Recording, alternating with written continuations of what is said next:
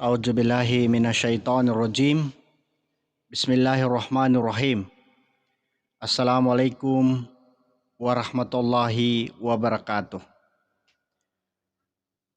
So ang discussion natin ngayon ay tungkol sa the death of globalization and what would be the future of the international order. Pero bago yan, again, let me introduce to you my book. Book number 1, Islam, the West, and the World, The Shifting Sands of Global Politics, From Prophetic Era to Post-American World. My number 2 book is In Search of Independence, From Moro Revolt to the Remaking of Bangsamoro. And number 3 book is The Making of Ummah, The Rise and Fall of the Islamic World. And my book 4 is Bangsamoro and the World, Past and Present. And of course, I converted my 2 researches, my research thesis and dissertations from Notre Dame University and Cotabato State University, respectively. The title of my thesis is The Comprehensive Agreement on the Bangsamoro, a Stakeholders Analysis. And my dissertation research is Promotion of Peace and Development in Bangsamoro Areas, the Case of the Contribution of Chayka CCDP. Ang discussion natin ngayon ay tungkol sa pagkawala na ang possibility of the death of globalization. Pero bago yan, let us discuss first what is globalization. Globalization is actually nagsimula na ito noong mga sinaunang imperyo, noong unang panahon. Even during the Roman Empire and the Ottoman Empire and lahat ng empire sa buong mundo ay masasabi nating yun ay preliminary or prelude of the so-called globalization. Kasi pag sinabi nating globalization, our world is becoming too small because of technology and communication. So the rise of technology facilitated the formal takeover of globalization in our time. Kagaya ng sinasabi natin, nagsimula na ito noong matagal ng panahon. And it was so formally seen during the time of the discovery of information technology and communication. And it was also becoming so clear after the fall of communism, when there was this kind of one market around the world and the borders of the world seems to be non-existing because of the globalization at yung communication and technology. Nung nawala yung communism in the global arena, talagang wala nang nagiging sagabal upang mangyari yung tinatawag na globalization. Nawala yung border ng mga countries, nawala na yung taxes, yung technology is talagang nangibabaw sa buong mundo, even in politics, the values of democracy, at yung pagkawala ng communism sa mundo ay naging dahilan upang talagang makilala at maging ma-implement yung democratic values. At doon nagsimula yung walang kaduda-dudang paghahari ng globalization. Globalization ay ito yung the whole world is becoming too small because of technology. The fast-paced production of products and a lot more. Makikita natin yung araw-araw na biyahe ng mga produkto at na pumapasok at lumalabas sa bawat bansa. For example, in the Philippines, 24 hours, 24 hours a day ay talagang pumapasok at lumalabas yung yung produkto sa Pilipinas.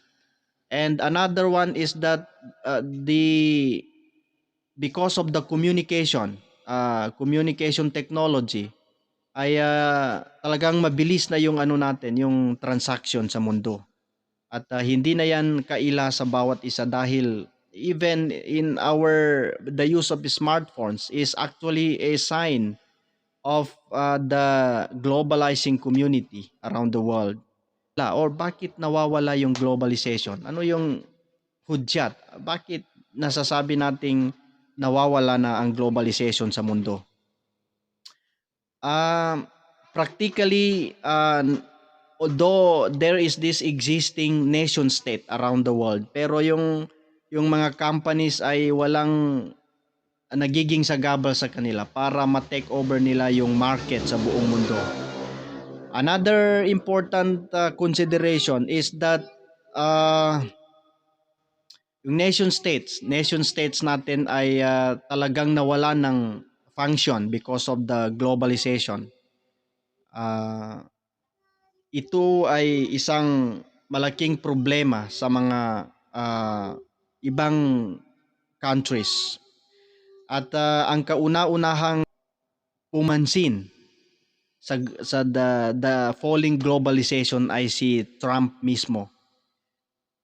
Because of the liberalism ay talagang naging the values of democracy and the values of liberalism is spread around the world. At yung mga big corporations ay umaalis na doon sa United States dahil nakikita nila yung market nila is not only in United States, and this should be forwarded around the world. At yung mga raw materials ay talagang sila na mismo yung lumalapit doon sa mga raw materials. For example, the McDo, the Jollibee, the Starbucks, hindi na nila kinukuha yung mga raw materials sa ibang bansa at dalhin doon sa US. Sila na mismo yung lumalapit doon sa mga raw materials.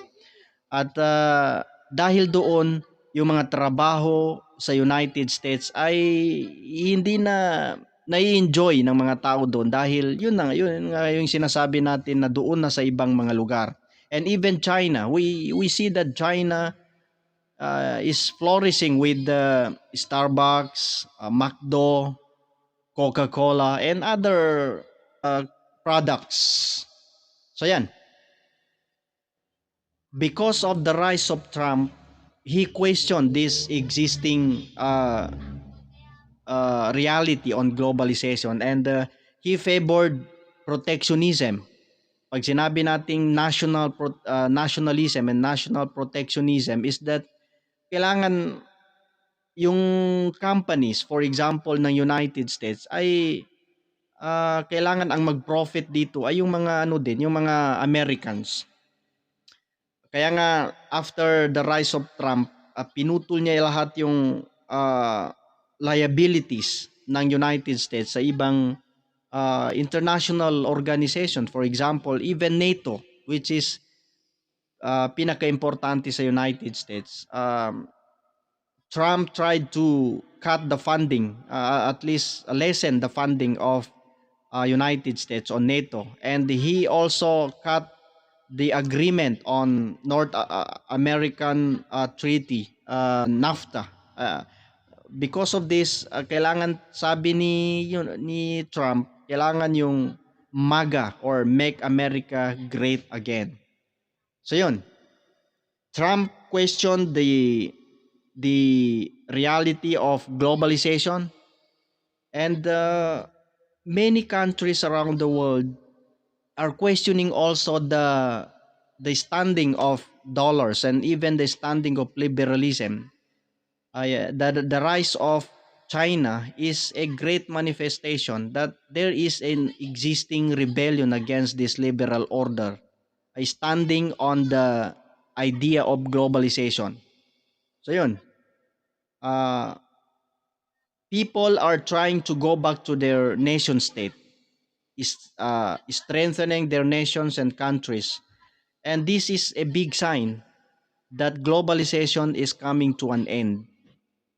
Uh, the rise of Orthodox Christianity in uh, Russia, the rise of Confucian values, the Islamic revivalism in Middle East or in West Asia, and even the existing the rise of Indonesia and other countries around the world are really ringing the bell of the death of globalization.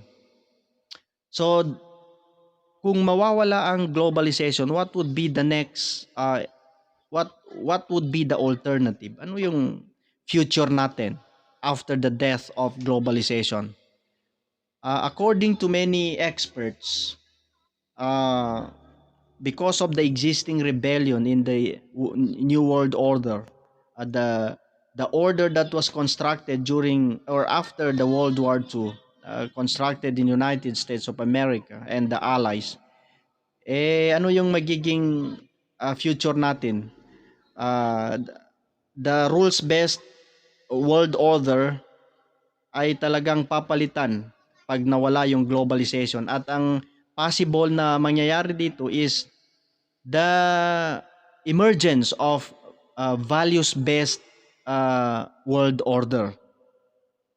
Yun nga, yung sinasabi natin kanina na merong socialist style of uh, China, at yung existing rebellion of against dollars in the BRICS bloc, and the rise of Indonesia in the Southeast Asia, and we have this Singapore rising, UAE coming to the center stage, and the restoration of the diplomatic ties of Iran and Saudi, and the acceptance of the re-entry of Syria in the Arab fold, and the end of war in Yemen and Syria are all manifestations that there change, there is going on na pagbabago sa Islamic world. And this is again a part and parcel of a manifestation of the death of globalization. Kasi ang bawat country ay humahanap na ng alternative kung ano yung gagawin nila, and they from the globalizing idea into nation state once and for all. The alliance would be based on values, kaya nga tatawaging values based world order. At this would not be based on geography. Depende ito sa values ng countries. The alliance would be like this. For example, United Arab Emirates with the same values of Singapore and Switzerland. So maliliit lang na countries, but they have this similarity when it comes to economic values. The Islamic world ay nakikita natin yung coming together under the fold of China, at marami pang mga ibang and there is a possibility that uh, because of these rumors of war, pag nangyari yung away, for example between the the Chinese government and the United States in the West Philippines or in Taiwan, the possibility would be, for example, if the result of the war will be in favor of China, so magiging maaalis yung values, and given that the Philippines is an ally of United States, there will be a great consequences on the even in the political reality in the Philippines, and the idea will